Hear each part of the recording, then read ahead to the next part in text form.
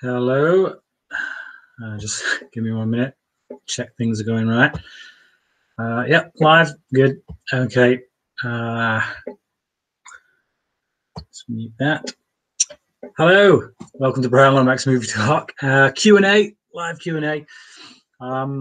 I just passed 2,500 subscribers a few weeks ago, and wanted to do one of these. Unfortunately, I slipped a disc in my back just last week, or just over a week ago.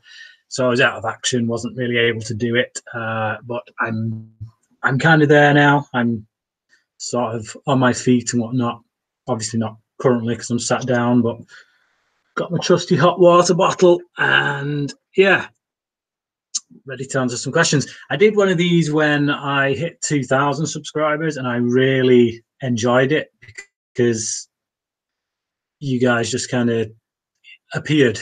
I didn't think anybody would, and you did. You all kind of turned up and started asking me questions, so much so that I went on a bit longer than I intended. But here I am. Ask me any questions that you want, and I will try and answer them. We've already got people in the chat. Nazgo2345, Man v Film, my good friend Graham from the Brits on Flicks podcast. Wolfman's got nards. Nice to see you here, mate. And Megasting 1981. Congrats on the 2.5 thousand subs. Are you a Jackie Chan fan? I do like Jackie Chan. I couldn't call myself a fan in the sense that I couldn't really tell you much about a lot of his movies, although I have seen a fair few. I've seen police stuff. I've seen mostly his American stuff, really, much to my shame, but I have seen the original Police Story. I did see, I can't remember what it was called, but I do remember one scene in it in which he double punches this woman's boobs. So if you know what that one's called, please, drop that in the comments. But no, I like Jackie Chan. He's broken nearly every bone in his body, and he's a trooper. So there you go. I think I need to see more of his, original kind of movies from his homeland. So okay. What's the time difference in England? Yes, very funny. Hang on, I'm ready to write. Yeah. You're too old for breakdancing, Brian. You're going to have to stop that. Yeah, absolutely. It was actually bowling.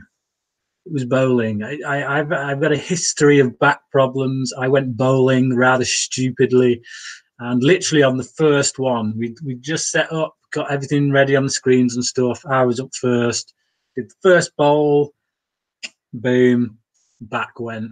So yeah. The boob punching scene was from Who Am I?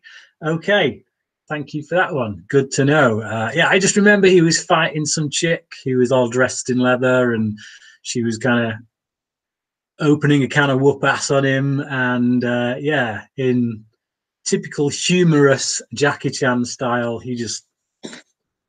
And I don't think he was going for the boobs, because the look on his face, the reaction on him after he hits her, kind of tells me that maybe it was an accident. But for whatever reason, that scene sticks out. I can't possibly imagine why. Let's see. Hey, congrats on the subs. I can't be bothered to ask a question. That's okay, Aaron. Perfectly fine. Nasgoat 2345. Reffen or no or Von Trier? I would have to go Reffen. Yeah, definitely. Von Trier can be great, but too often he's not, because he gets a little too pretentiously arty. Breaking the Waves, film of his, had a huge impact on me when I watched it many years ago. Just from a spiritual kind of level, and I don't think he's ever done anything as good as that since. I watched 40 minutes of Antichrist, and oh boy, I I was done with that film. That's when I was a projectionist and I had to check the print of it. Yeah, I just walked out. I didn't do my job really. I was done with that one. Okay. Thief fan, James Caan. That's from Zach Araya. Actually, yes, more a Michael Mann fan. And actually, me and Graham, or Man v Film, who's also in the chat, we reviewed that film, Thief. We did a full-on 30 to 40-minute review of it over on our podcast, the Brits on Flicks, which you can download on iTunes. So yeah, look for that one. We did a whole episode on Thief. But yeah, great film, really good film. Michael Mann's debut, I do believe. So, if correct me if I'm wrong on that, but I'm pretty sure it was his debut. Luke from Razor Wire Reviews. Nice to see the best film in the Dark Knight trilogy behind you there. Yes, I felt like I sat down and there was a bit of a blank spot there, and it was doing my head in. So I just quickly whipped that down from my office upstairs and put it up there. I do prefer The Dark Knight, as you're aware, but I do not begrudge anyone who says The Dark Knight Rises is the better film, because for me, personally, it is a perfect trilogy. So, yeah. Where are we? Nazgoat 2345. I'm just going to go in Nazgoat because I can't be bothered reading them numbers out every time. What's the best film to fap to? I don't know what fapping is. Call me what you want, but I don't know what fapping is. So yeah, Airplane. Matt Pacey, Airplane, and Airplane 2. Discuss. Not much to discuss, to be honest, mate. I saw Airplane back in the day in the 80s, showing my age there. But yeah, I laughed a few times during Airplane, but generally, comedies don't tend to be my thing. Those kind of comedies, anyway. The kind of obvious parody type stuff. Yeah, I just that Leslie Nielsen kind of thing, not really my cup of tea. Like The Naked Gun and all that lot. I wouldn't say they were bad films. They're solid enough, and I do get a few laughs out of them. But a lot of people do talk up Airplane as one of the best comedies of all time. Not for me. Look out, Monster. Brian, how could you put BVS over Arrival? Quite simply, mate. I have some issue. Well, I know people have issues with BVS. No, to me, the ultimate cut of Batman v Superman is a brilliant film. I think Zack Snyder got shafted multiple times in the DC universe by Warner Brothers. By the execs that were working at Warner Brothers at the time. And I just don't think it deserves anywhere near the level of hate. Whereas Arrival, a film, again, that I really loved it. For one, it's got Amy Adams in, who's my favourite actress, and I think she gave an amazing performance. But there's just, for me, the whole stuff with the warning that she gives to the Chinese president guy and the whole time paradox thing that causes, isn't it? It's yeah. You get out of it. It's an easy get out by saying, oh well, it's because the aliens can speak in a language that can, traverse time barriers and this, that, and the other. And it's no, sorry, that don't wash for me. That's just, it's a plot hole. It's not very well handled, and it makes the film flawed for me personally. Everything else in that film, absolutely brilliant. But BVS is a comic book movie. It's larger than life. It's two comic book characters smashing the crap out of each other. It's it can get away with a few more things, I think, in that vein. That's not to say that it's not to say that I don't still think it is up there. I think it's a great movie, very misunderstood. But yeah, like I say, the ultimate cut in particular. Megasting, I'd recommend Project A 1 and 2, Drunken Master 1 and 2. Police Story is my favorite Jackie Chan movie. Yeah, I can understand that with Police Story. When I saw it, I thought it was very, very good indeed. I may have seen Police Story 2 as well. I can't remember. But I've got a funny feeling I've seen both of those first two. DC fanboy in it, yeah, it is. You might be right, but I still don't like Suicide Squad. I can watch. It's probably not fair. I can be entertained by Suicide Squad. I can watch it. I can switch my brain off to it, but it ain't a good film. It ain't a good film. So there's that. I'm not a complete DC fanboy, but yeah. Gaspar No. Yeah, there's not a question. It's I know who Gaspar No is. I've seen 10 minutes of Irreversible, and that's about all I ever want to see of that film. But yeah, there you go. Wander This World 97. Any plans to do another short film? I really do want to do some more films, actually, and I would like to do some features. Yeah, I mean, I have shot some other films. Before I slipped the disc in my back, I was supposed to be camera operator on a short film that is currently being made. It's going to be made over the course of a few weeks on Saturdays. So the director of that is a good friend of mine. He's directed many feature films. He's a very good filmmaker who works on very shoestring budgets. But as someone who sees behind the scenes on what he's done, I think if you gave him the kind of budget that some Hollywood filmmakers get, I think he could do something really special. But he doesn't. He has to find the funding himself, and he makes very low budget films. But he's doing a short at the minute, and he asked me to be the camera up on that. I said yes, and then I slipped the disc in my back, so I missed the first day. I think he probably did the camera work himself on that. If indeed they did any filming, it might have just been a warm-up day, rehearsals. I don't know. Hopefully. But so yeah, I am currently involved in the making of a short film right now. I don't want to give any details away on that because it's not my film. It's my friend's film. So yeah, as and when that is finished and released, I will let you know.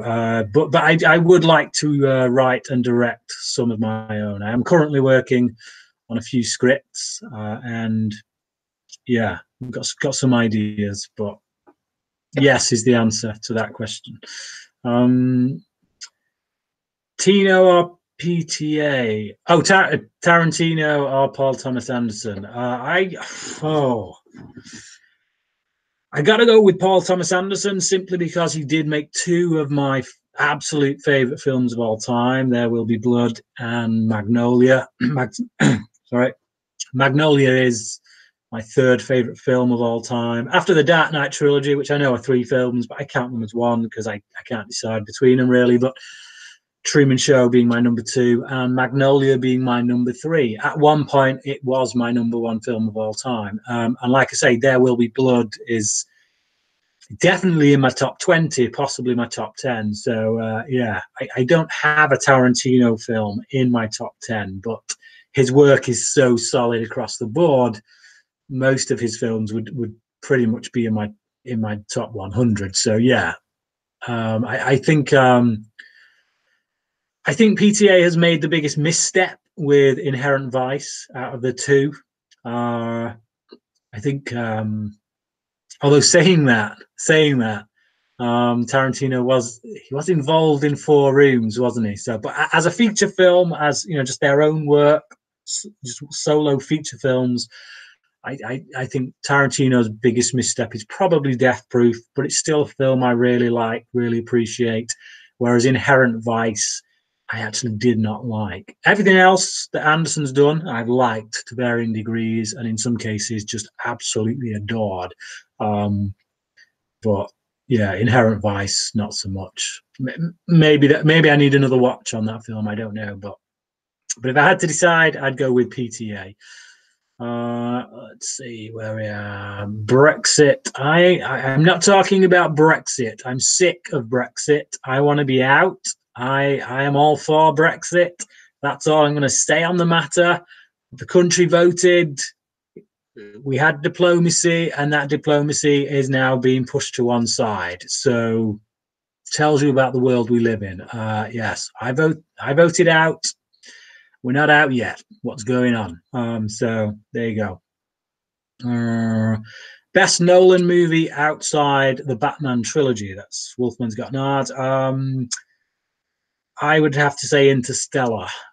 Very closely followed by Inception. Like the two of them are just so close. But for me personally, Interstellar hits me more on an emotional level. I think from a plot-driven standpoint, from the way that the story is worked out and things, I think Inception is probably the better movie. But just from an emotional level, the way it hits me, Interstellar it just scoops Inception for me personally. Jason Knight, one of my Patreon supporters. Hi, Jason. Hey, Brian. Congrats. What are some of your favorite sci-fi movies? Oh man, good grief! Now you're in my wheelhouse there. I could go on and on and on. Truman Show is what you'd call soft sci-fi. It is still a science fiction movie, so I guess that would make it my favorite science fiction movie of all time. But if you want to go more hard sci-fi, then the two I just mentioned, Interstellar and Inception, are definitely up there. Sunshine for me is one of my favorites, one of the most underrated science fiction films, I think, personally. I love Sunshine. I get so much out of it every time I watch it thematically. I just think it's a brilliant film. I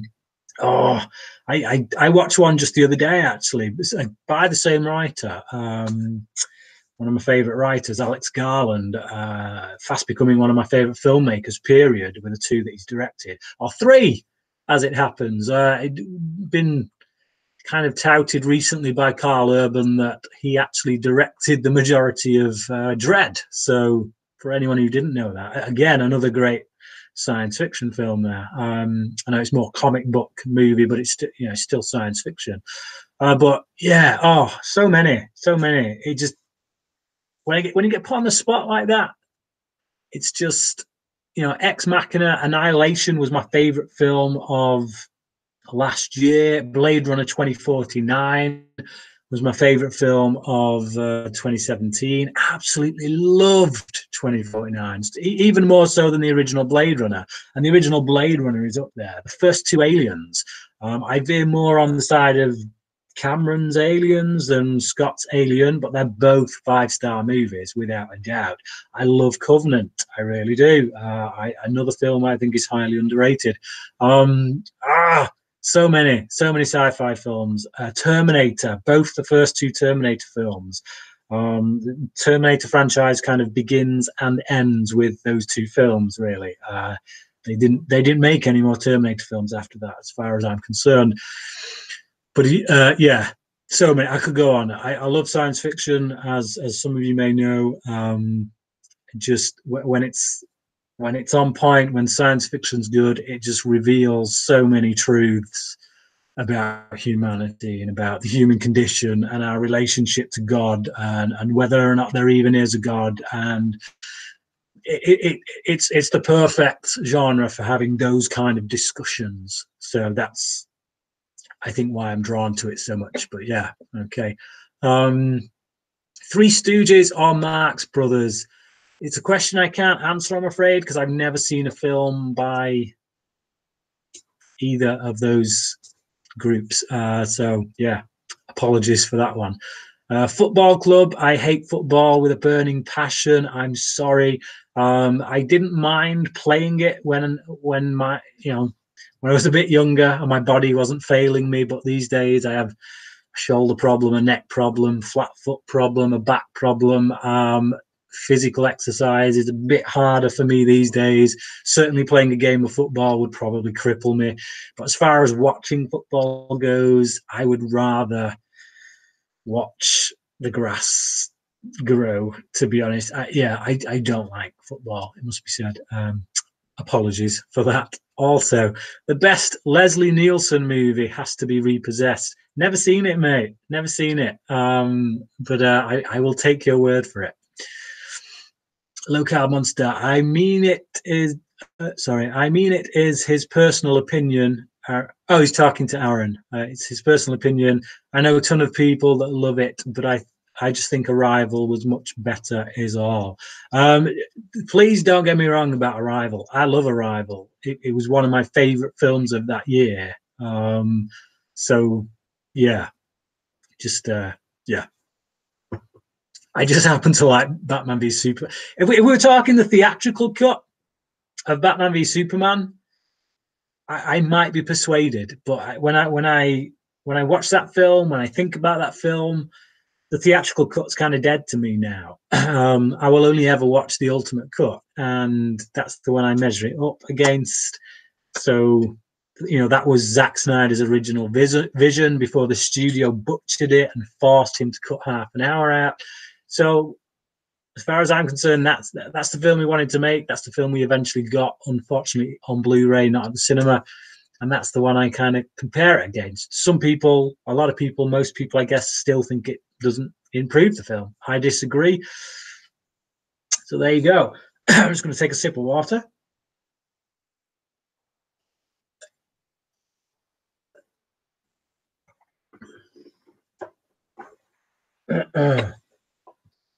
So Daniel Hammond says, "Hey Brian, have you seen Dragged Across Concrete yet? Directed by the guy that made Bone Tomahawk and Brawl in Cell Block 99. Has Mel Gibson and Vince Vaughn. Yep, I know all that stuff, but I've not seen any of the films by this guy. Still not seen Bone Tomahawk, which I'm reliably told is really good. And until the other day, I hadn't even heard of Cell Block 99, but apparently it's a big deal. Apparently a lot of people are talking this guy up and saying, yeah, he's a great director. So I know it's not been released over here yet. So the answer to that question is no, I've not seen it. My friends Cody Leach, Lee McCoy, and CP from not Will I Like It Reviews anymore, Willie Screedia, whatever the hell. They loved it. Well, I'm not sure about CP actually. I think he liked it. I know Cody in particular loved it. So I do tend to find myself agreeing with Cody a bit more. So maybe it is one that I do need to watch. But yeah, I will definitely get around to it at some point. It's nice to see Mel Gibson back on screen as well. Jake Gyllenhaal's top 3 films. Good grief. Oh, I'm not sure I want to answer that just because I can guarantee I will miss something out.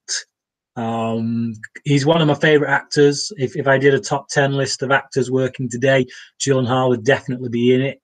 I will certainly say that Nightcrawler would be in that top 3. I think that's his best performance to date. I think he was snubbed, ridiculously overlooked for his performance in that film by the awards peeps. But yeah, definitely Nightcrawler. He's up there. Oh man. See, I really like Life. It's not as good as, on repeat viewings. It wasn't as good as the first time, but it's certainly not in his top 3. He's just done so much. I'm gonna have to look at his films on Letterboxd just to just bear with me because I don't want to get this wrong. I'm one of those people who's like, once you've said it, it's kind of in concrete, or it feels that way, and I don't want it to be. But let me see. Let's have a look. Come on. Sorry, everyone. This is taking some time. He stumped me with that question. That's what it is. Stumped me. Let's get this right. So, Jake Gyllenhaal. Let's see. I know he's done. Oh, see, this is what I'm talking about. This is what I'm talking about. Didn't even enter my head. Did not even enter my head. And it's staring right at me now. My favorite film with Gyllenhaal has to be Donnie Darko. and then swiftly followed, I'd say, by Zodiac. And then, oh man, it's a toss up then actually between Nightcrawler and Nocturnal Animals. But yeah, I'd certainly say those four would be my top four. But yeah, and Brother, right? Top five. Brothers is a very underrated film. It's very underseen as well. I think it is. I believe it's a remake. Not seen the original, but certainly the American one. I can't remember the name of the guy. Jim Sheridan directed it. A very good filmmaker indeed, Irish filmmaker. But yeah, those five for me. You can throw Prisoners in there as well. The dude has just got an amazing career. Like I say, one of the best actors working today. So thanks, Matt, for stumping me on that one. Luke, science fiction film has high concept. Bryan doesn't wash with me. Doesn't. Hey, what? Sorry, I missed. Oh, is that reference to my BVS comment? I don't know. Whatever, Luke. Whatever. What are some of your favorite Arrow video releases? I think my favorite. I don't have many. I've probably got about 10 altogether. And if I'm being perfectly honest, most of them were gifted to me by my good friend Graham from Man v Film. Dude just buys me Blu-rays all the time. Every Christmas, I seem to get a package from him with a load of Blu-rays in, and he's given me some really good ones. But I think my favorite has to be Psycho 2, just because that one, it's probably the best horror sequel ever made, except for maybe Aliens, which kind of fits just as much into the sci-fi realm. But if we're talking just pure horror, not cross genres or anything, I would say Psycho 2 is probably the best sequel ever made. But the transfer on it was beautiful, really beautiful. There's a really great an open and honest interview with Tom Holland, the writer on that film. Dude who also directed Fright Night and Child's Play. Really great filmmaker. Yeah, and he's just one of these guys who's just says what's on his mind, doesn't hold back, and it just makes for a really entertaining interview on there. Plus a whole load of other great special features on which Arrow are really good at doing. But yeah, Psycho 2 for me was. Yeah, that's my favorite Arrow release. If I had to get rid of all my Arrow releases and I could only keep one, I would keep that one. Let's see. I threw him a bone by not asking him to put them in order. Well, yeah, true. But like you say, if I had just gone off the top of my head, I know I would have missed out Zodiac. Because yeah, I love Zodiac. It's my favorite David Fincher film, as well as being certainly my second favorite Gyllenhaal film. But sometimes, it's between that and Donnie Darko. But yeah, so yeah, I'd have hated to have missed Zodiac out. So I'm glad I checked. But Megasting, whatever people think of BVS, it's still got the best live action Batman fight scene in it with the warehouse scene. Absolutely, yeah.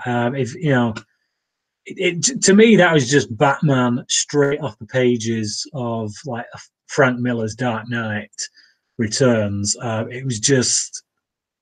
I watched that scene, and I actually had to see that with Matt. So Matthew Pacey, who's in the chat there, just in case anybody there wants to know, yeah, I saw that with him. We watched Batman v Superman on opening night.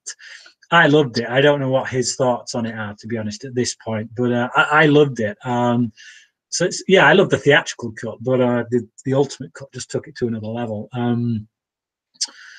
Low Carb Monster, have you ranked all of the Batman films from favorite to least yet?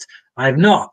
I think I've pretty much given the game away 10 times over on my channel as to what my favorite would be. So I think that might be slightly dull video for some people, but I don't know. I'd certainly be up for doing that. I never get tired of talking Batman movies. So yeah, if that's something that people fancy, I'd certainly be up for doing it. Just the live action ones. Couldn't get into the animated ones as well because the list would just, yeah, it would be a long video. Okay. Art Vanderlei, Tarantino said Death Proof is his worst movie. Yep, I agree with that. And yet it's still a good movie. I like it. It's really good. I also really like the 2-part episode that he directed and came up with a story for CSI, Crime Scene Investigation. They did release that. They released it on DVD over here in the UK as a movie, like a feature-length CSI movie. It was a double episode, but they didn't edit it together as a movie. They just put the 2 separate episodes on it. It really annoyed me because I'd have liked them to have done like what they used to do with the old X-Files 2-parters, where they used to release them with the, they'd cut out the opening credits for the second episode and splice them together and make it like a proper film. And they should have done that with a CSI release, but instead they kind of did a bit of a botched job with it. But yeah, that in itself is essentially a Tarantino movie because it's an hour and a half long. It tells a complete story. You don't have to see any of the CSI episodes to get what's going on. So it's kind of a really self-contained feature-length thing. So in many respects, that is kind of a Tarantino movie. But it's pretty good. And I think even that I would probably put over Death Proof, to be honest, if I was ranking them. But I do like Death Proof. So Wolfman's got nards. I love all of Nolan's movies, but there was something so magical about The Prestige. Totally agree with that. I love The Prestige. Absolutely love it. It's a 10 out of 10 for me. And the first time I saw it, it wasn't because of that ending. I was waiting for a magic trick. That's the thing.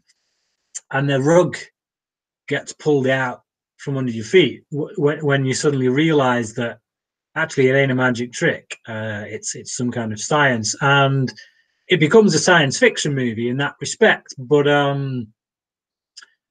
it's also a commentary on the narrative form of, it does it through it looks at the structure of a magic trick, but applies that to the way that the cinema narrative is played out in movies, and the way in which you do have to pull the wool over the audience's eyes in order to kind of pull a reveal at the end and stuff. And I loved all that stuff on second time around. Once I knew that ending, once I knew what I was dealing with, I got over that initial disappointment and went back, and I loved it because there's more to the film than that. And a lot of people do often claim that Nolan is just about the the clever tricks, and he's not. He also he's all about character as well.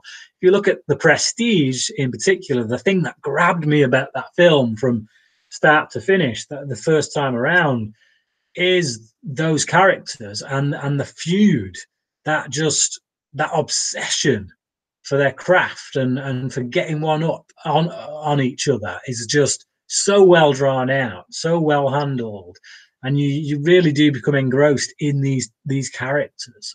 So yeah, for me, Prestige is just an amazing film, absolutely amazing. So to be honest, I think Nolan has got he's probably got about 6 films in my top 20 movies of all time. So I am a bit of a Nolan fanboy, it must be said. Make no bones about it. So Daniel Hammond, I appreciate the idea and car chases in Death Proof. Also a memorable performance from Kurt Russell. Kurt Russell's brilliant in that film. Absolutely. If nothing else, watch Death Proof for Kurt Russell. Yeah, he is amazing. It's one of my favorite of his characters that he's played. Absolutely. Have you seen Predestination? I I have seen Predestination. I really liked it up until the ending, and then when we get into the whole which came first, the chicken and the egg thing, that's a great question to ask if you want to get all philosophical and whatnot. But to put that out there on film, with this time loop thing, sorry, but it's bollocks. It doesn't work for me, and it really let the film down because I felt like it was leading somewhere. The whole film feels like it's leading somewhere special, and then when we get the twist, for me, it's a twist that doesn't work. I don't know why that twist works for some people, but for me, it just doesn't. Now, is the film well directed? Yes, it's well crafted. I think is it Sarah Snook? Sarah Snook, who gives the central performance, is incredible in that film. She's really, really great performance in that film. But I can't get past that ending. It kind of derails the rest of the film for me. Some films are like that. And I'd still say it was good. Like I'd say it was a good film. I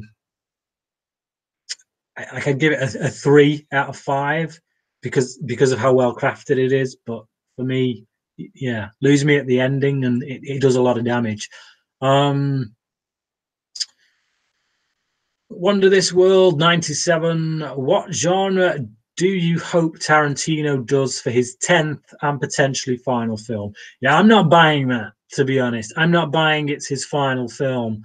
I don't think that someone with the passion for cinema that Tarantino has can truly just say, that's it. Done. I've done 10. That's it. Because if he's sitting there one day in his house, just chilling, and that great idea pops into his head, it just because writers are like that, things just come out of nowhere and something just clicks in his head. There is no way in hell that he ain't making that movie. There's no way he's going to let it go. So I'm not buying this whole 10 films thing. I think he may take a break. He may get quite insistent that that's what he's going to do. But I just think after so long, 5 years, maybe even 10, who knows, he's going to get to that point where that itch is going to take over him. So as for genre, science fiction, obviously. Yeah, I'd love to see him do a science fiction movie. Absolutely, without question. A lot of people say they want to see him do a horror movie. I think Death Proof was a horror movie. Clearly, I think a lot of people, when they say they want to see Tarantino do a horror movie, what they really mean is they want to see him do a slasher movie. And even Death Proof was kind of a slasher movie. It's just his weapon of choice was a car, not a knife. So yeah, but no, science fiction. I'd love to see him do a sci-fi film. Okay, where are we? Predestination. Still need to watch it. I'm assuming you're still talking about Predestination. There, it has 7 out of 10 on IMDb. Yeah. Give it a watch. Make up your own mind. Looper is great as well. Yes, Looper's really good. It does have a bit of a dark streak to it that may be a little bit too dark for my liking. But I can get past that. I could get past that and see, one, just how brilliantly the film is made and directed, and two, the really great performances that are in it. So, yeah, and an amazing concept. Yeah, but so Looper, definitely a great film. Good choices. I have not seen Sunshine or Ex Machina. Check them out, mate. Please do. Same writer, like I say, Alex Garland. Ex Machina is brilliant. Annihilation is brilliant. Sunshine, for me, I love. And brilliantly directed by Danny Boyle as well. I read an interview with Danny Boyle just the other day, and he was him and Alex Garland had a bit of a disagreement on how the film should end. And the film ends the way that Danny Boyle wanted it to end. Obviously, he's the director, so he gets to decide ultimately. And I got to say that I'm in agreement with Danny Boyle. I'm glad they went with Danny Boyle's ending. It's a much more ambiguous ending. It's very open to interpretation. And because I like the way that I interpret the film, I think that's because of the decisions that Boyle made. So, yeah, but it's a great film. I'm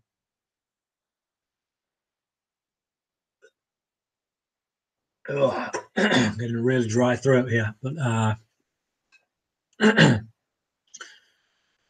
Daniel Hammond, the new Planet of the Apes trilogy is incredible science fiction as well. It is indeed. I recently did a top 5 trilogies, my top 5 trilogies video, and that made the list. So yeah, definitely, absolutely brilliant trilogy. Sandra Webster, hi Bryan, are you a fan of Dead Man's Shoes? I am a fan of Dead Man's Shoes. I have been trying on various occasions to subtly hint that each member of the Scream Stream crew should review Dead Man's Shoes. And I think it's going to come to a point where actually I'm just going to buy a copy of it on Blu-ray for each of them and send it to them so that they watch it, because I'm pretty sure that when they do watch it, they will want to review it. I'm a big fan of Shane Meadows. I've not watched any of his films in quite a while, to be honest, but for the longest time, I was really into Shane Meadows movies. I was watching them quite religiously at one point. I was even part of a Shane Meadows forum. So yeah, I'm a big fan. I don't know what he's done recently, to be honest. I've not looked. But Dead Man's Shoes is, I'd probably say it's his second best film after This Is England. But as far as like British horror kind of slasher, kind of, not completely, but kind of, it's brilliant.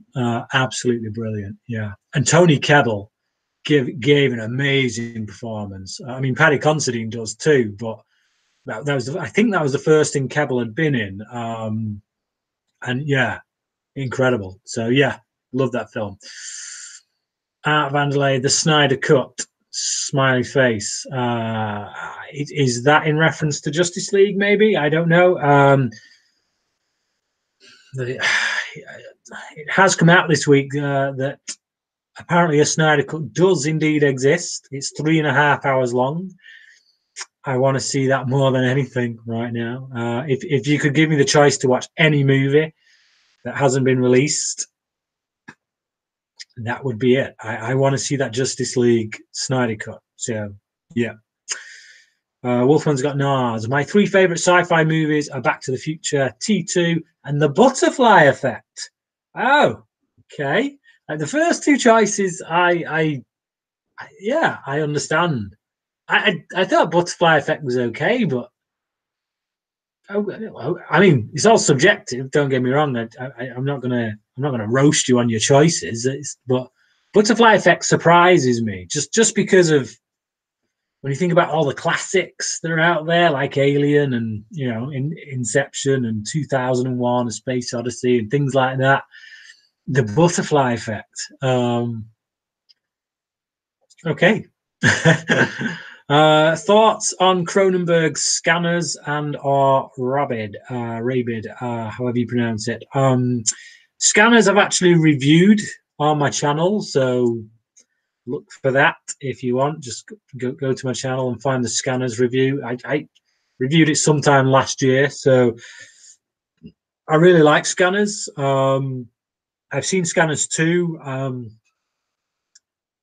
Wasn't so great, but Scanners is really good. It's let down by a very wooden central performance by the lead, but what's his face? Oh, Michael Ironside is very good in it. He's very watchable, and it is very well directed by Cronenberg, one of his earlier works. So yeah, I like it. My favorite Cronenberg film is The Fly, though. So followed by A History of Violence, I think. Yeah, Rabid or Rabid, whichever however you pronounce. I did see when I was very young, and I can honestly not remember a thing about it, but I did apparently watch it at a very young age. Couldn't tell you anything about it other than the woman looking pretty messed up. Graham from Abbey Film, Bone Tomahawk is the best of those three, and not just because Kurt Russell is the man. Yeah, I do definitely need to see Bone Tomahawk. Daniel Hammond agrees with that statement. Oh, I've just there we go. Donnie Darko, dude. Yeah, well, yeah. I'm going really slow here. I'm sorry. I did this last time in the Q&A. I need to speed up.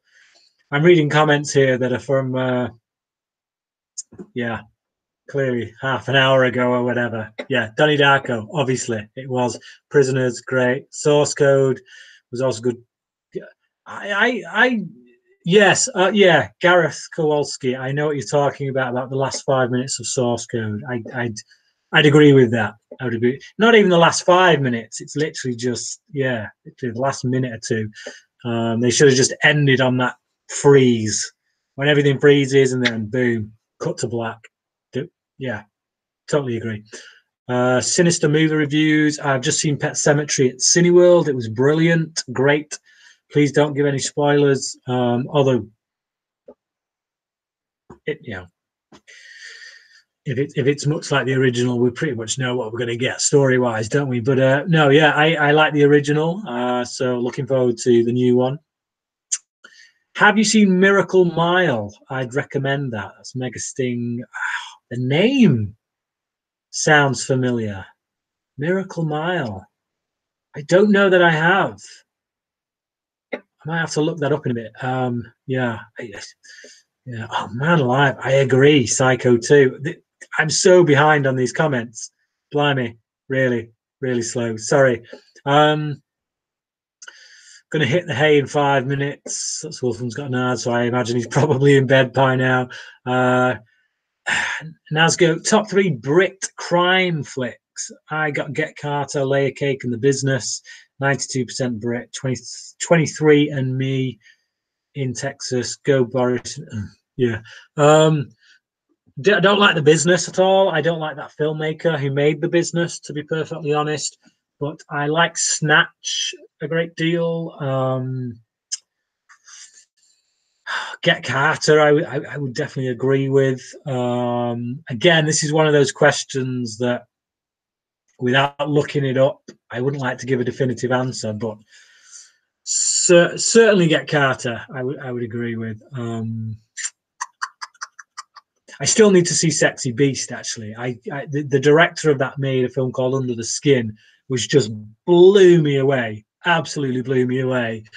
So when I found out that he was the director of Sexy Beast, it's kind of made me really want to go back and check out that film. So I will do at some point.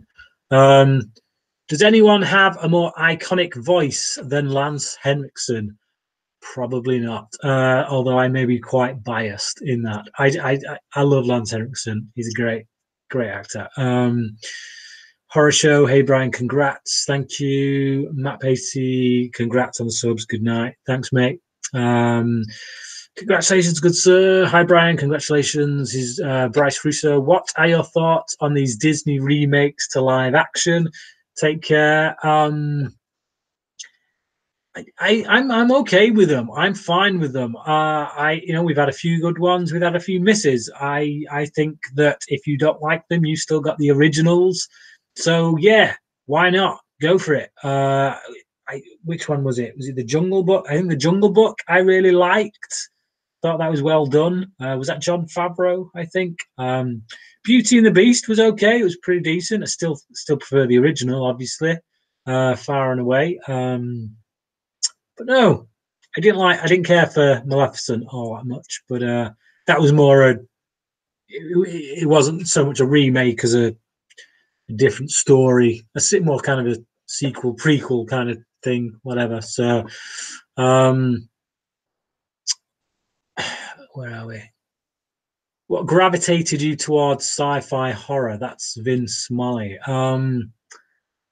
Again, I just think, particularly with sci-fi, I it just science fiction is a perfect genre to explore bigger ideas, bigger themes that you can't in other genres. It can ask big questions, and it just so happens that a lot of the science fiction films that really speak to me, the ones that appear in my top 10 lists and things like that, also tend to be horror, sci-fi horror, and that kind of that steered me in the direction of horror.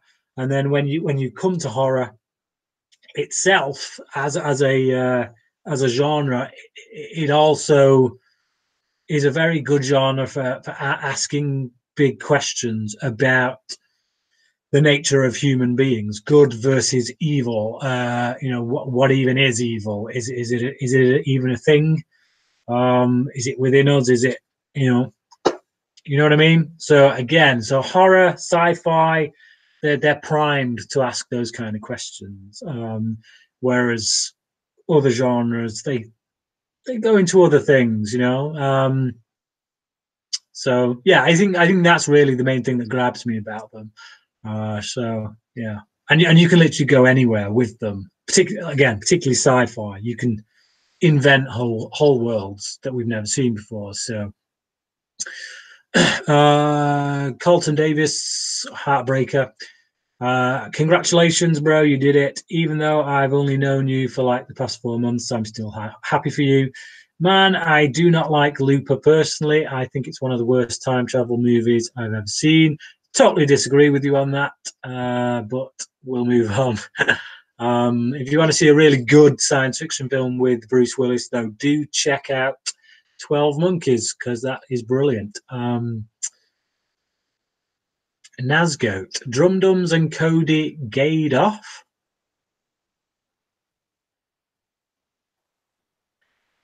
Swiftly moving on. Joey Mirt, have you ever seen The Stuff? I have not. Congrats, Brian. That's from Deshaun Riley. I hope I've not butchered that, mate. Jason Knight, did you like Soldier with Kurt Russell? I liked that one quite a bit. I thought it was okay. It's entertaining. It's not great, though. And it is technically a Blade Runner world film. It exists. If you want it to, it exists within the same world as Blade Runner. I don't want it to, so it doesn't. But yeah, it's certainly written that way. But whatever. No, it's good. It's entertaining. I did watch it fairly recently again, actually, and it was better second time around to my memories of it all those years ago. But yeah, it's it's a guilty pleasure, I guess. Hacky Major Prime. What is one thing you didn't like in a horror movie? For me, it's anything involving vomit. Oh. Okay, yeah, I can understand why vomit wouldn't be a thing. For me, I'm really not into the torture porn thing. I'm just not. I'm going through the Texas Chainsaw Massacre movies at the moment. I have a specific reason for that, but I am gonna. It'll probably be a while before those reviews appear on my channel, but I am watching them all and reviewing them. It ain't my thing. I'll say that up front. I just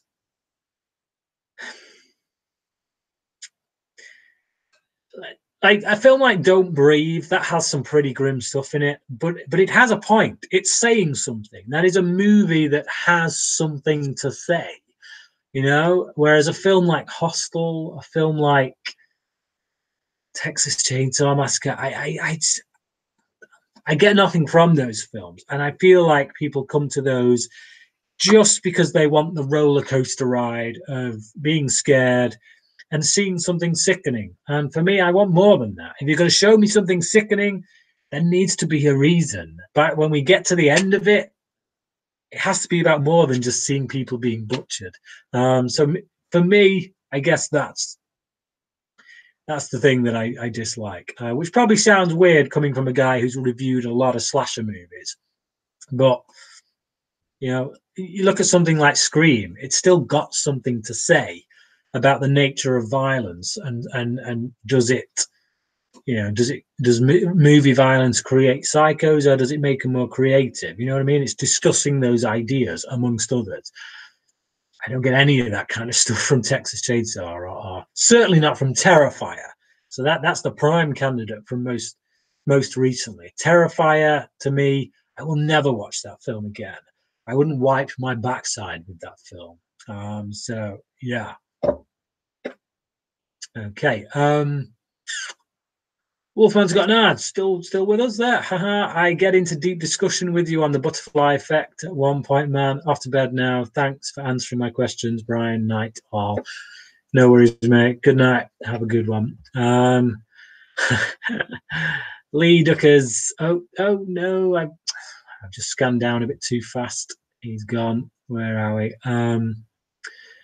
What's your opinion on Terrifier 2 coming out? And judging by those grinning emoticons, I think you know exactly what my opinion of Terrifier 2 coming out is. Given that I've just told you that I wouldn't wipe my ass with the first film. So yeah, there you go. Cinema of the Dead. Hey Brian, congrats on the 2,500. Thank you. Congrats, Brian. Tony Todd. Okay, fair enough. Yeah, I like Tony Todd as much as the next guy. Especially Candyman. First Candyman film, absolute classic. Love that film. Brilliant. One of the best horror films out there. I'd actually put it above the vast majority of the films in the big three. In fact, I think I would put it above all the films in the big three. Bring on the hate. So Tony Todd, great. Megasting, have you seen The Quiet Earth? I only watched it for the first time last year, but it's now a big favorite of mine. I've not. And here's the thing, I saw it on DVD in a charity shop just the other day. I looked at it and I couldn't tell whether I was looking at it and I don't know. It didn't convince me, but I'd heard things about it. And I was this close to getting it. Now, yeah, wish I had now. Wish I had. But I'll definitely have to watch it sometime. Mike Hawk, Fifth Element is a great Bruce Willis sci-fi movie. It is. It's almost derailed by Chris Tucker for me. Every time he screeches in that film, my head feels like it's going to explode. If you take him out of that movie, you would have a perfect science fiction film for me. Perfect. But unfortunately, he is in it. Chris Tucker's actually done some stuff that I like. So he's not beyond redemption. He was very good in Silver Linings Playbook. I felt a lot for his character in that film. So I don't hate Chris Tucker, but just in that film, he was like, oh, yeah. But have you seen Dog Soldiers? And if so, what did you think of it? I love Dog Soldiers. I think it's the best werewolf movie ever made. I think it's a brilliant British horror. Yeah. What more do you need to know? It's got Sean Pertwee in it on fine Sean Pertwee form. I love Sean Pertwee. I think his Alfred is the best Alfred in Gotham. So, yeah. Great film. Where are we? Let's go down a bit. Joey Mert, have you seen Attack the Block? It's a great British sci-fi comedy. I have seen it. I liked it. Didn't like it quite as much as most, but I did think it was very solid. Cinema of the Dead, are you a fan of Cabin in the Woods? And have you seen As Above, So Below? I am not a fan of Cabin in the Woods. I am not a fan of Eli Roth. No, hang on. That's Cabin Fever. I am a fan of Cabin in the Woods. I always make this mistake. Yeah, Cabin in the Woods, definitely a fan of. Cabin Fever, not so much. Yeah, I liked Cabin in the Woods. I'm a big fan of Bradley Whitford. I love The West Wing. Huge fan of West Wing. I think it's the best TV show ever made. Um, and he was a big part of that. Same with Studio 60. Yeah, and I thought he was the best thing about Get Out as well. I see if I see Bradley Whitford in something, I'll give it a watch. I love the dude. So yeah, I liked Cabin in the Woods. Let's see. There we go.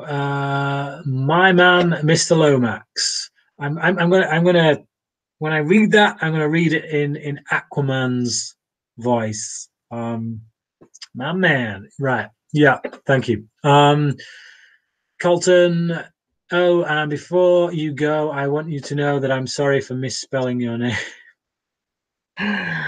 Get over it, bro. I have. Seriously, it ain't that big a deal. What do you genuinely think are the best movies ever made? For me, they got to be the original Lord of the Rings trilogy and The Thing, 1982. I think the Thing 1982 version, which is a remake, is one of the best horror movies ever made. One of the best sci-fi movies ever made, definitely. And it was my good buddy Graham from the Brits on Flicks podcast who got me into that movie. He got me to watch it. We reviewed it over on the Brits on Flicks podcast because of him. Yeah, I've seen it a few times since, and I love it. Lord of the Rings, again, it's up there. It's in my top 30 movies of all time. Probably my top 20. I don't know. But for me, greatest movies, just off the top of my head, The Dark Knight trilogy, Truman Show, Magnolia, There Will Be Blood, Zodiac, Crouching Tiger, Hidden Dragon, Donnie Darko, uh, Fight Club, Terminator 2. Yeah, the list would go on. It's a big list. It's a very, very big list. I've seen over 3,500 movies altogether. So, you know, there's at least 100. There's about 100 movies I would give a 5-star rating. So that's a lot of movies. Let's see. Wonder This World. Ever seen the? Oh, damn it! Come here. Where have you gone? I hate it when I do that. There we go. Ever seen the Norwegian found footage movie Troll Hunter? I have not. It's seriously a fun and clever found footage movie. If you haven't, I've not. I'm aware of it. I do want to see it. I have picked it up a few times in the shops with the, you know, should I, shouldn't I? One day I probably will. But yeah, I've heard good things about it. So, where are we? Nazgoat, Star Wars or Marvel? Marvel. Which would you take more AZT for? AZT is the AIDS medicine. I don't know how or even if I should answer that question, to be honest. I'll just stick with the Star Wars or Marvel. Marvel.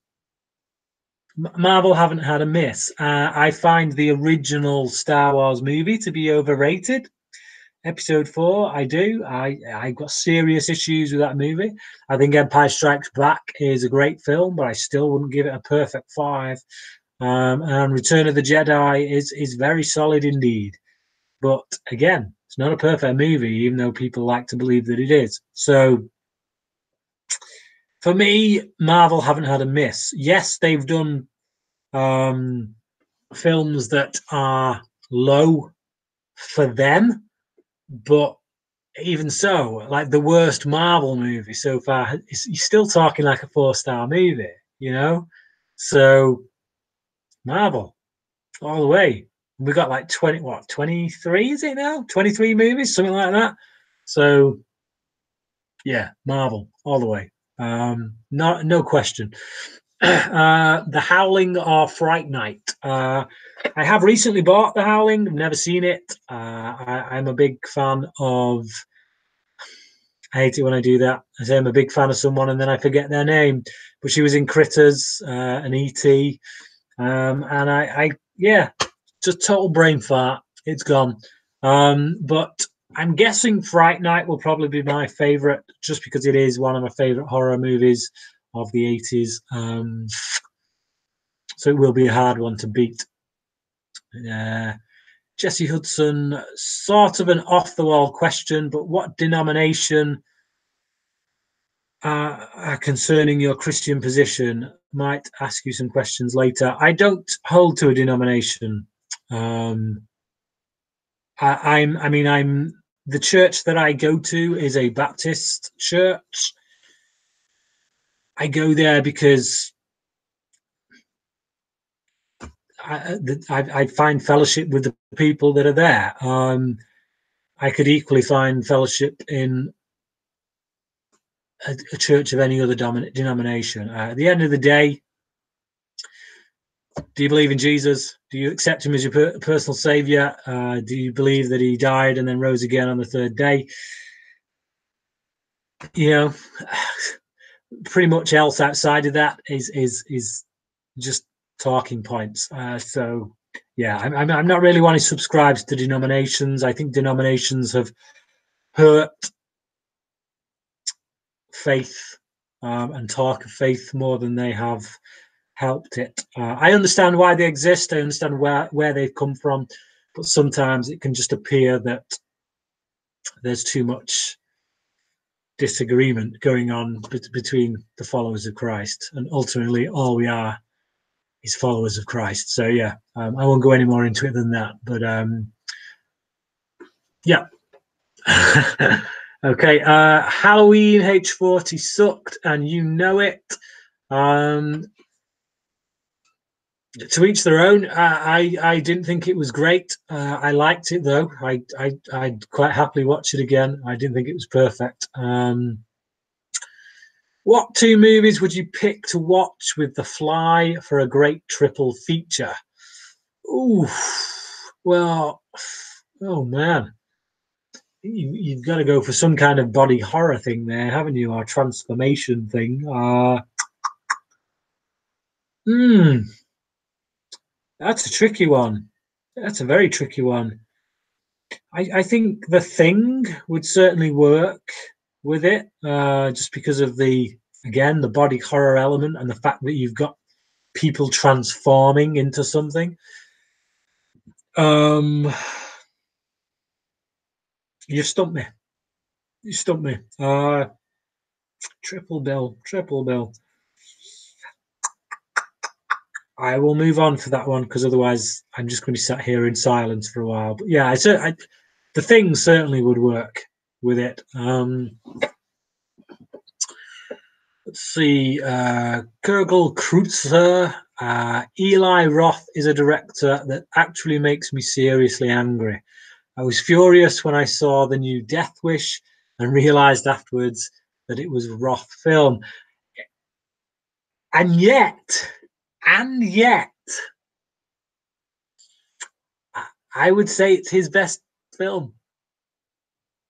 Yep, there you go.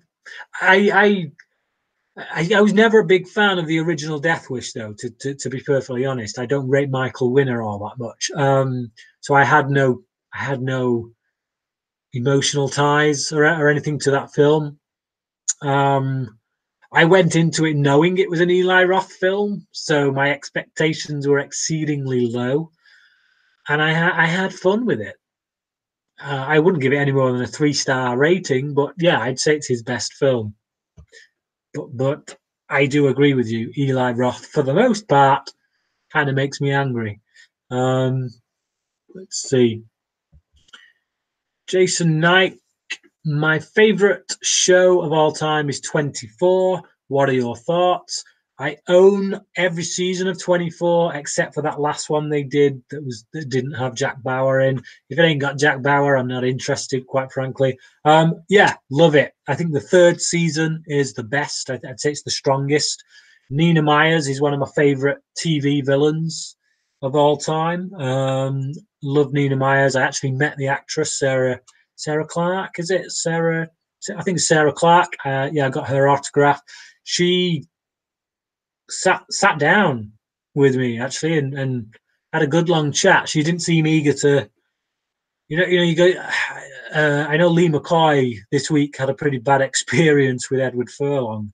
I've had some experiences like that myself with signings and things, but yeah, the two best that I've had personally was Lance Henriksen, who just again sat with me for ages and just seemed happy to chat, even though there was a queue of people, and then graced me with a video. Just let me film him saying something. Such an awesome dude. And then Sarah Clark, she again, she just like she didn't seem in any hurry to get rid of me. She was just started talking, answering my questions, and then signed my book. So yeah, I really loved her. I've gone into a complete tangent there, but yeah, 24, I love. Absolutely love it. It's a defining role for Kiefer Sutherland.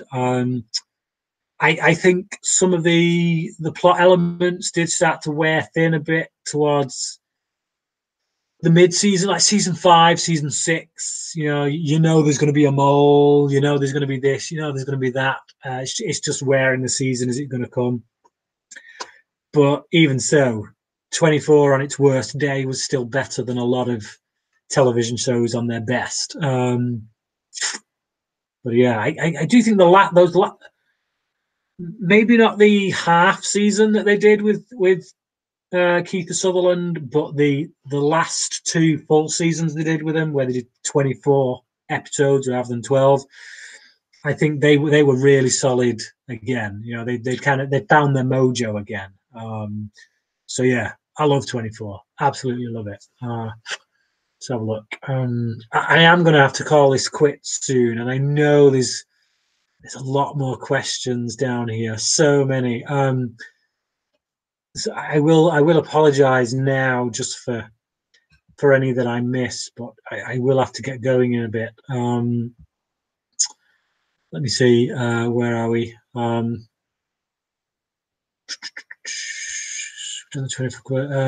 Believe the hype. Do you think Antoine Fuqua is one of the most underrated directors? No, I don't think he's underrated. I think he's very solid indeed. I think he makes solid films, but I think he's made a few misses as well. I don't think the Equalizer movies are quite as good as a lot of people make out. I still think his best film is probably Training Day. So he's Olympus Has Fallen as well. I really love. That's a huge pleasure for me to watch. It's kind of like a Die Hard film, a true Die Hard film before they kind of went PG-13 on him. Yeah, to me, Olympus Has Fallen is the Die Hard sequel that we never got. So yeah, love that film. But yeah, he's solid. Southpaw's really good. It's very well directed, but at the end of the day, it ticks all the boxes for a boxing film. There's nothing in it of any originality. It's you look at all the different boxing movies he made, it just does that. But it does it very well. And of course, because it's got Jake Gyllenhaal in it, you get a stellar central performance. So no, I don't think he's underrated, but I do think he's a very solid filmmaker. I will quite happily watch a film that he makes. I think Magnificent Seven was a pretty decent remake as well. So yeah.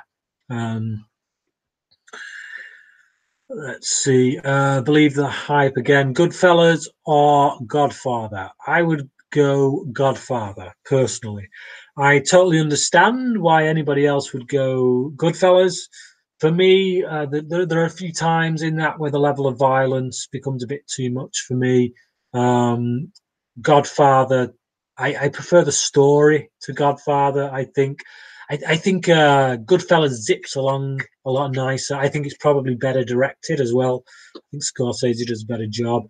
I prefer that central character of Michael Corleone and that performance by Al Pacino. I can watch that quite happily, a bit more over Goodfellas. Still both amazing films, but yeah, I just think Goodfellas has got the slight. The Godfather has got the slight edge for me personally. Colton again, what do you think of the Godfather films? Personally, I think they're one of the best movies I've ever seen, except for the third one, of course.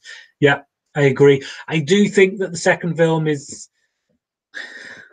I say overrated, but I'd still give it like a 4.5 out of 5. The only reason I say that is because for me, it doesn't tell us anything that the first one didn't already demonstrate. A lot of people say, "Oh, but Godfather Part Two, it's this brilliant story about how the power has truly corrupted Michael Corleone." And all right, we got that with the first film. That's how the first film ends. The first film ends perfectly because we start the film with a good man and we end the film with someone who's killed, who's ordered killings and is now, yeah, sitting on the throne. So yeah, part two for me personally doesn't tell us anything that we didn't already get with that first film. It's still very well made, still very well written, but I just think it's praised a bit too much over the first film. For me personally, I think the first one's better. The third one, yeah, it's a bit of a bore at times. Lose Sophia Coppola from it, and I think you'd certainly raise the game of it a lot more. You check out Person of Interest yet? No, I'm sorry, I didn't. Unbelievable sci-fi action show. First off, Jim Caviezel is so badass. In the show, you'll be promoting him as the next Bruce Wayne. I guarantee it. That's a good choice for Bruce Wayne, actually. I could go with Jim Caviezel as Bruce Wayne. I don't need to see Person of Interest to say that. I think he would make a good Bruce Wayne. Wolf Gratz, yeah, I think you hand out slightly more fives than I do. Good evening, by the way, and congrats on the subscribers. That may be the case, but to me, I went over this recently. I had a discussion over on, I think it was it was either Cine Sci-Fi or Killer Flicks, but I think it was the Cine Sci-Fi Facebook group that I run. Just to throw in a shameless plug there. Yeah, if you like talking science fiction movies, join the Cine Sci-Fi Facebook group. We just we talk sci-fi movies there. But the subject came up about how do you come up with a 5-star rating? And for me there was 3 things, and I'm probably going to. I've been talking so long now, I'm probably going to forget them. But for me, there's like 3 criteria for giving it the 5, and one is the rewatchability factor. Is it a film that I'm going to want to rewatch? 2, is it well made? Is it brilliantly made from a directing, writing, acting standpoint? All the technical aspects, are they on point? And 3, does it speak to me? Does it say something to me? Does it get into my core? So does it say something to me that I can get on board with, that touches me in some way? If it does all 3 of those things, then that's pretty much a 5 for me personally. And now that I'm saying it, I've just remembered actually this was a discussion that I had with Graham over on our Brits on Flicks podcast. So I think that's actually where I had it. So there was no need for the Cine Sci-Fi plug, but there you go. But yeah, that's my criteria for giving a film a 5 out of 5. Yeah, rewatchability, technical aspects, and does it have something to say to me personally? So yeah. Okay, let's see. And like I say, I've seen 3,500 films. I think 100 movies with 5-star rating. It's actually, it's less than my percentages. I'm crap at maths. That's less than 5%, right? Don't ask me to do equations. Put it that way. But yeah, yeah. In the grand scheme of things, it's not really that many. Let's have a look. Michael Emerson is also brilliant. I'm guessing you mean on Person of Interest. Favorite show of all. My favorite show of all time. D. Wallace. Thanks, Jason Knight. Yes, D. Wallace, or D. Wallace Stone, as she was called back when she made Critters. She's an awesome film. I love Critters. But yes. Favorite shows. I'll give you my top 5. My top 5 TV shows are, and in this order, starting from best to worst: The West Wing, The X-Files, Batman the Animated Series, Battlestar Galactica, the remake one, not the original 80s one, and Smallville. Smallville may surprise some people. I know that Smallville it's kind of, it's one of them shows where really it ain't, it kind of isn't that great. But it's for me, it's a show I can stick on and not have to think too much, just enjoy it, go along for the ride, and I get sucked into it for various reasons. It's definitely, I definitely think there are other shows that are better made than it. Again, Studio 60, well, any Aaron Sorkin show, to be honest, is probably better made than Smallville. But there's something about that show that I think there's a period in my life when it was kind of my vice. I was going through a lot. I was working a job from 6 o'clock in the morning till 11 o'clock, and then I would go straight from there to university, do a full day in university, come home, do coursework and things, and yeah, there was a lot going on in my life at that time. And Smallville for me it was that part of the day where I would come home from uni, and just for an hour, I'd watch an episode of Smallville because it was on TV at the time, and I'd just switch off. And it takes me back to that time when I could just switch off. And yeah, but yeah, so maybe my top 5, I think. Cody Leach, Brian, you're my soulmate 50% of the time. Yes, absolutely. I'd say probably 90% of the time, to be honest. Me and Cody pretty much agree on most things when it comes to movies, but every 10%, every 10% or so, we do get that thing where we're just like, no, you're wrong. So yeah, but great stuff. Cody Leach again. What are Jordan Peele's biggest strength and biggest weaknesses as a filmmaker? I think his biggest strengths are that he has a very great sensibility with how things should look. He knows how to use the camera. He knows how to match up music with image to create the desired effect. He does know how to get performances from his actors, which is the primary function of a director, I would say, is how do you translate what you've written to the actor so that you get the best out of them. The weakest points for me are he can't seem to get away from his roots, and his roots are comedy, stand-up comedy, and that kind of thing. He's chosen to make horror films for whatever reason. His first 2 movies that he's chosen to go into are within the horror genre. You've come from comedy and you're going to horror. I'm not against that. You want to make horror movies, that's great. You want to diversify. Then why did you insist on still putting these comedy elements in? I was talking with Luke Ryan about this just literally just before I came on to do this Q&A, and we're both in agreement, which is that lose that comedy. For anyone who's seen Us, this is spoiler warning here if you've not seen Us, but there's a scene there where this guy, you know, the main guy, the father, or I can't remember the name of the family, but the black family, the central characters, they have these friends who I will call the white family because again I can't remember their names, but they're best friends, and they go round to their house. They go to their house when they run, when they get away. So they go to, you know, what they think will be a safe place, go with their friends.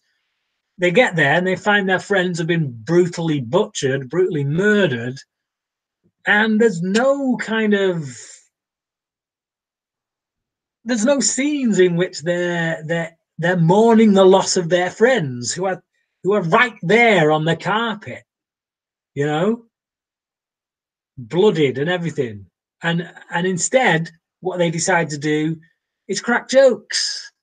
And they get outside the car and they crack jokes about who's killed the most people. It's like, dude, you either want to make a comedy or you want to make a horror.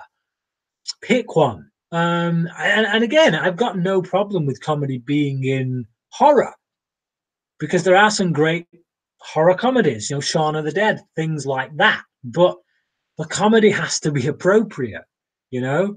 When you're making a film like Us, in which he's trying to be full on, in which he's trying to really take you down some dark places, having the comedy that he had it was just inappropriate. It was misplaced. Another thing I would say, weakness-wise, is those third acts. Get Out works, but for me, again, it turned into a science fiction film. And again, Us turns into a science fiction film.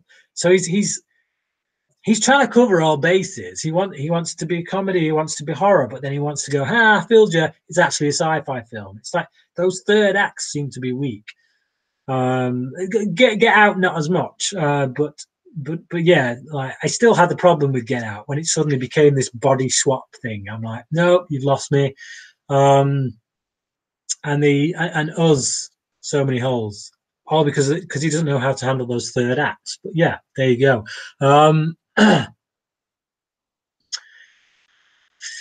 Colton, Cody Leach, you make me laugh so much. Keep up the great work, man. Okay.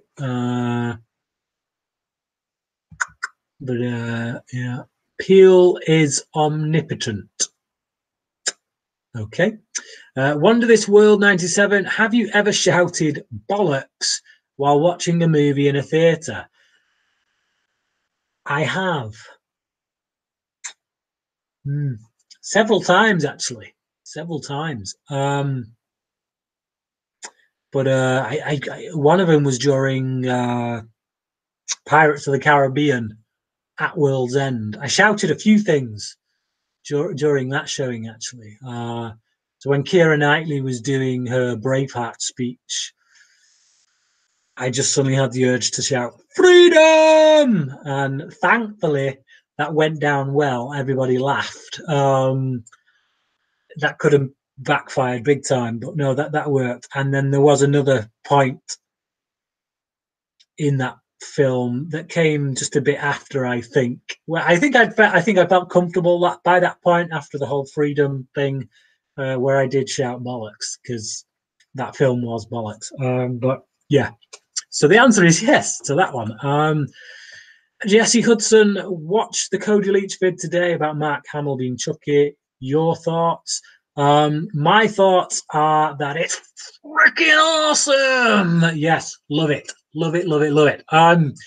My only thing is, I don't want him to do the Joker voice. I'm reasonably, I have a reasonable amount of faith that he won't, because he is a voice actor. People do know him from the Joker, but he's done a lot of voice work. So I do think he has other voices in his repertoire. And actually, if you listen to his voice in the video when Hamill announced it, if you listen to his voice in that video, I think it's almost there, to be honest. Like, I don't think he has to veer too far from that voice to get Chucky. I think if he's just a bit more playful with his accent, I think you've got Chucky already right there. So yeah, I think it's perfect casting. It's brilliant. Um, this is another thing me and Cody agreed on. We've both been up for this Child's Play remake right from the start. I've never understood the animosity towards it, to be honest. I don't understand any animosity towards any remake until you've seen it, because it's stupid. It's stupid to say that something is crap before you've seen it. It's stupid to say that something's crap even when you've only seen a trailer before you see the film. Yes, you can have doubts, but to just say, no, it's crap, rubbish, not seeing it, it's rubbish. Anyone who goes to see that film isn't a real fan. You're an idiot. If you say that, you're an idiot. So yeah, I'm stoked for the new Child's Play film. And Mark Hamill is a perfect casting choice. So yeah, there you go. Kurgelkruter, yes, I agree. The new Death Wish was Roth's best film by far, and I actually kind of liked it because of Bruce Willis. But other than that, Roth could disappear. Yeah, yeah, totally agree. Totally agree. Where are we going? Oh, I've just zoomed past. What's happening?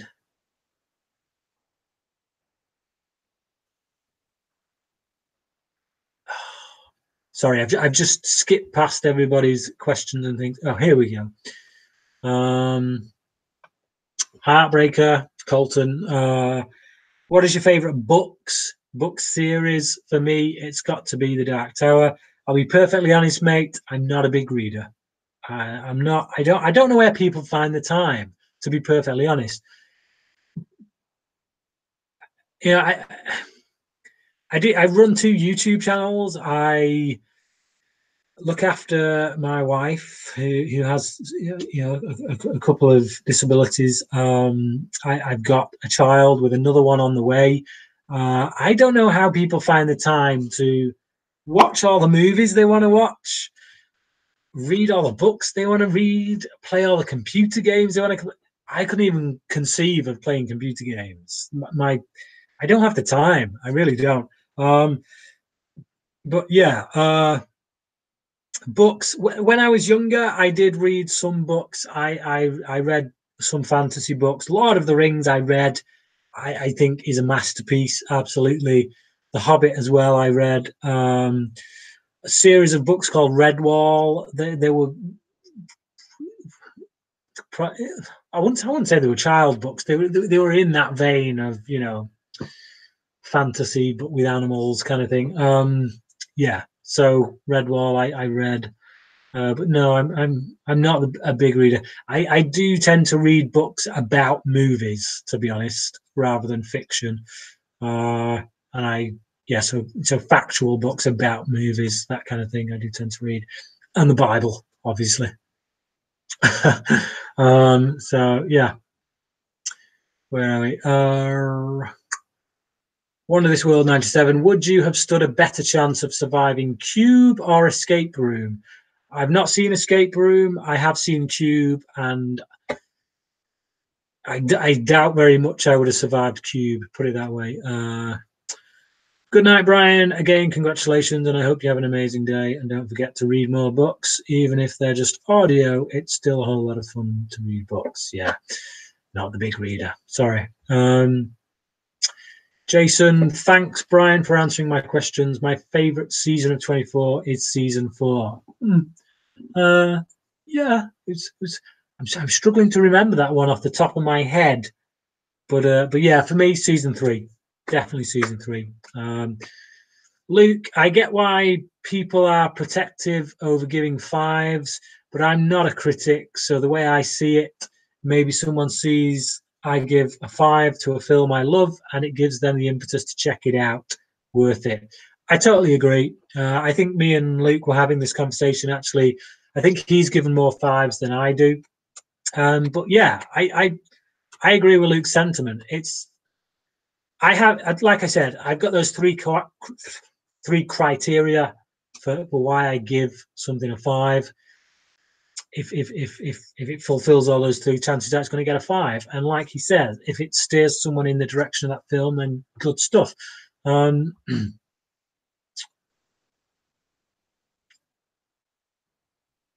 Yeah, don't get the comments about Peep Show. I don't watch it. Wolfgratz 3%. Thank you very much, mate. Yes, of course, it's 10%. Yeah, yeah. Actually, a little less than 3%, to be honest, because, like I say, I've seen like 3,600 movies. I've given about 100, and I've probably given about 110 a 5-star rating. So yeah, it's a bit less than 3%. But thank you for that maths, which now that you've said it is, yeah, it's obvious maths. I failed maths at school, if you didn't guess. Bearded movie guy, Peter, hello mate. Nice to see you in the chat there. Hey mate, congrats. So happy to see you doing so well. Have you seen the Newsroom? I have. I've seen the first season, which I loved, obviously, because I'm an Aaron Sorkin fan. I do own all 3 seasons of it. I bought them on Blu-ray, and I've just not gotten around to those other 2 seasons yet. And it kills me actually, as everything else of Aaron Sorkin I've seen, just not those 2 seasons of the Newsroom, which I really need to get around to. I'm such a huge Sorkin fan. But yeah, I love it. That first season I thought was brilliant. So yeah, I will get around to it at some point. Wolf Wolfgratz, I wasn't happy. Oh, sorry, I wasn't getting uppity about it, Luke. There's very little in it between Brian's and mine in terms of numbers, and you are just very enthusiastic, which is a good thing. Yeah, I don't think Luke was thinking you were getting uppity, but I think he was just, yeah, yeah, but yeah, I didn't think you were, as I hadn't even seen your comment. Just turned it just turned into my speech is going. It's getting late now. This is the point where I'm going to have to start wrapping it up, I think. Just tuned in to hear Brian talking about 5-star ratings. Yeah. He says he's got 18%, 262 5-star ratings out of almost 1,500 films. So yeah, for me that is a bit on the high side. But having said that, knowing Luke,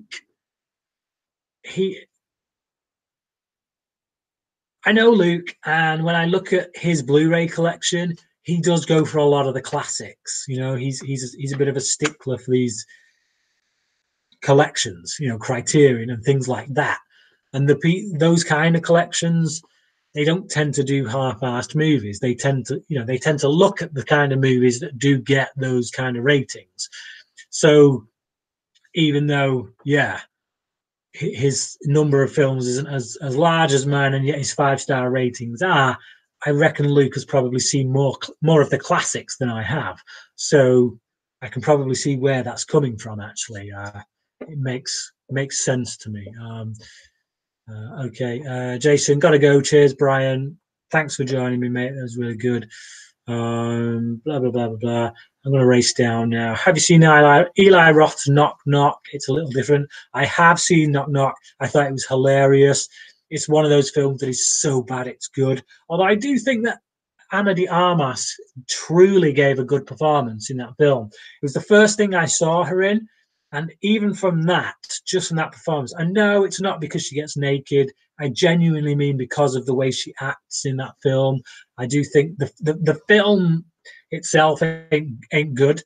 And I think because of that, you can overlook what Armas does in that film. But if you look at her performance, I think it made me take note. And because of that, I did go and watch another film she was in with Keanu Reeves. Again, not a good film, but again, she gave a good performance. So I was very happy when she was announced for Blade Runner 2049, to be honest. I was one of the few who was like going around going, yes, she's in it. And people were like, I don't even know who she is. But yeah, so not a good film, but very funny, highly entertaining for all the wrong reasons. Are you a Kevin Smith fan and are excited about Jay and Silent Bob reboot? I'm half and half with Kevin Smith. I think he goes too far sometimes, to be honest. But then other times, Mallrats is a film I watched a lot as a teenager. I watched that film a lot. And that was probably my favorite of his at one point. It's probably not his best made, but as a nerd, as a teenage nerd, it was one that I just really gravitated towards. So yeah, but I'm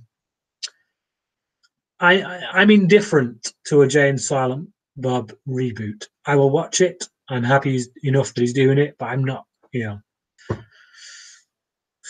I'm not super excited or anything like that. Colton again, this is my final comment. I got to go, so I just want to tell you the way I get the time to read a book, as I just take an hour out of my day to read, or at least 30 minutes.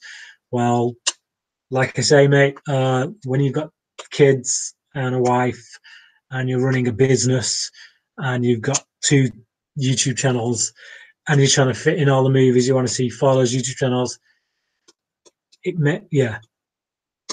wait until life gets that way. Like I say, I was a teenager once. I had a lot of time on my hands. I had a lot of disposable income. I had a lot of I'm not a teenager anymore. I'm a husband. I'm a wife. I'm a father. I'm a business owner. I'm a lot of things. So I appreciate the comment, but it's not always that easy. Blah blah blah blah blah blah blah blah. Let's see. Yeah, the audio books thing is a good idea, though. I will take that. Although I prefer to listen to podcasts to be honest. So yeah. Okay. I think that's it. Okay. There's no more comments there, so I think that is a good time to leave it. Like I say, my speech is kind of disappearing into a vacuum because of how late it is. Thank you to everyone for joining me in the chat. I just noticed Dave L says, have you seen Enemy from Denis Villeneuve? I have seen Enemy. I thought it was a brilliant film. One of those films that you can really read into. I don't like spiders though, so but yeah, and I love Villeneuve, period. So I'm going to call it quits there. Like I say, thank you to everyone for joining me. It's really great when I come on and do these things and people actually show up. There is always that worry that they don't. So thank you for showing up. Have a great night. Have a great day, depending on what time zone you're in. I'm going to go off to bed. Thank you for joining me. And until next time, cracking.